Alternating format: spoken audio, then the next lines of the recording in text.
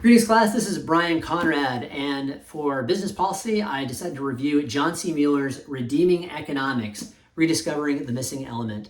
This is Mueller's compelling case for neo-scholastic economics, which he develops from the Christian scholastic tradition of economic study. Mueller argues that a comprehensive view of human economic action requires four elements, which are human production, exchange, distribution, and consumption. Unfortunately, many modern economic theories have overlooked the important contributions of the scholastics, but most notably, they have omitted the distribution function, which answers the question of who we direct our economic actions towards. It provides us insight to both personal gifts and their opposite crime. So Mueller is going to divide his book into 5 parts, and he'll start with a history lesson, which he'll discuss scholastic, classical, neoclassical, and neo-scholastic economics. He'll then devote the majority of the rest of his book to the neo-scholastic framework, in which he'll discuss personal, domestic, and political economy. Finally, Mueller will wrap up with the divine economy, summarizing 3 worldviews as expressed by the classical, neoclassical, and the neo-scholastic economic theories. So starting with the history lesson, Mueller starts with the scholastics. So 5 centuries before Adam Smith, we have Thomas Aquinas and other important scholastics who developed theories of economics building on the works of both Augustine and Aristotle before him. So the scholastics see economy through the worldview of Jesus Christ, who describes what people are doing in the days of Noah and Lot. And this is from Luke 27. They are planting and building, production, buying and selling, exchange. They are marrying and being given in marriage, distribution. They are eating and drinking, consumption. So these 4 elements represent a comprehensive view of human economic action. The scholastics answer all the questions of economy, the who, the what, and how, but Mueller suggests that the most important question is the who, which is described by the distribution function, which identifies the ends or the purposes of our action, which are always directed towards persons, either other persons, ourselves, or the person of God. Moving on to the classical theory of economy, which starts with Adam Smith, who is mistakenly credited as the founder of economics. Mueller argues that Smith does not add anything novel to the theory of economics, but rather he subtracts 2 of the elements, that is, distribution and consumption. So while Adam Smith is not a Christian, his theories in the 1776 Wealth of Nations represent a popular deism of his day. The invisible hand of the market is certainly a representation of Smith's Stoic worldview, which directs orderly providence in the world, but does not provide room for human choice. In the worldview, Smith is only concerned with production and exchange, means, but not the ends of economic action. And unfortunately and ironically, these theories are used by Karl Marx, who is also concerned with production and exchange in labor and later develops communism. So the development of communism in the world eventually leads to kind of a neoclassical response, which is developed about the turn of the 20th century. And the most important contribution of the neoclassical economic studies is the restoration of utility or consumption to describe human action. Mueller also credits the neoclassical economics with the development of a sophisticated understanding of marginal utility and risk aversion.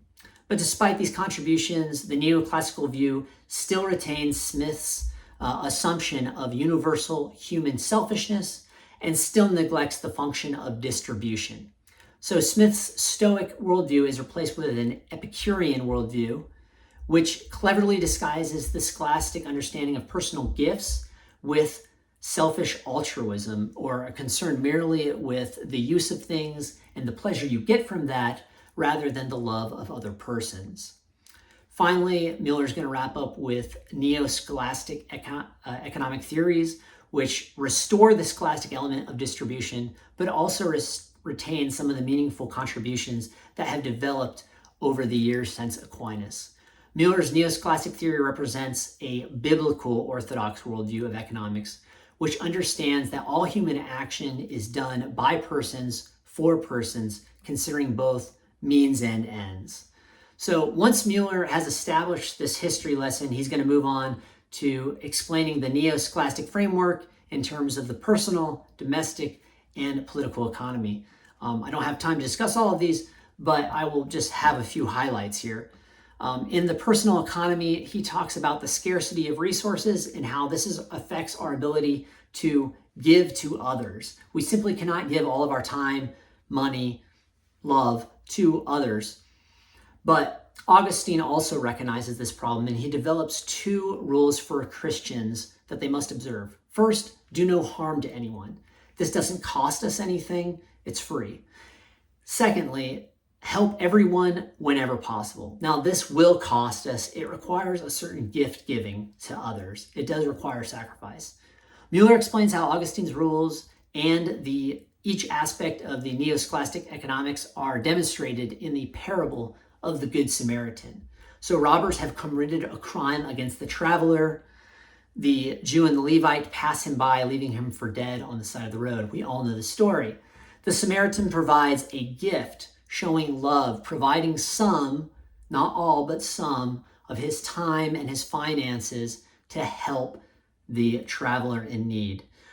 Furthermore, the Samaritan conducts a just exchange with the innkeeper who is producing or providing a place for the traveler to stay.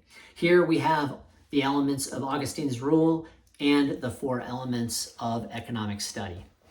So moving on to the domestic economy, Mueller spends a lot of this section of the book describing marriage and how important marriage is to economics. But specifically, he talks about the neo-scholastic theory, which predicts strongest marriages will have three characteristics. First, spouses will offer mutual gifts to each other that they otherwise could keep for themselves. Second, spouses will cooperate in joint sacrifices for the rearing and education of children. And finally, the third, spouses will share common worship. What's really interesting is that here the neo-scholastic theory can adequately explain why Sunday worship would have anything to do with marriage rates or divorce rates and how it could affect an economy. But the classical and neoclassical views cannot explain this phenomenon. Finally, we'll get down to the political economy. Here, Mueller is going to discuss how marriage, divorce rates, fertility rates, and the introduction of abortion have caused a lot of problems in the West, and specifically the American economy. And he's going to address the problems of Social Security, unemployment, and inflation. And in each section, he's going to offer some of his neo-scholastic solutions to these problems. Though I believe they are a bit optimistic, they do make sense. Finally, Mueller is going to end his book with the divine economy, in which he'll describe the three worldviews offered by the classical, neoclassical, and the neo-scholastic theories of economy. These three logical alternative theories represent the Epicurean materialism, the Stoic pantheism, and the biblical orthodox natural law. So these worldviews, Mueller argues, are not compatible with each other. And for that instance, Adam Smith's Wealth of Nations is not compatible with the Declaration of Independence. Either we are created by God or we are not. And if we are created, we are given free choice or we are not. The neo-scholastic theory of economics recognizes that we are created and there is divine providence, but we also have free will and we can choose. So this idea represents the most important dimension of human nature, our choice of persons, which is expressed by personal and collective gifts. So that wraps up the book. I do recommend it, although it is a kind of a challenging book to read. It gives the business student and the business professional a Christian understanding of economics, which is missing in higher education curricula. Mueller's book gives you the historical background to understand economic realities.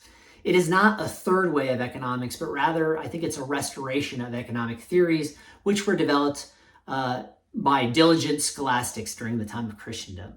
So despite Mueller's seemingly grim description of economic problems in the world, he does seem to be an optimistic person who believes that neo-scholastic economy necessarily has to prevail. So that's it. Thank you for listening, and God bless.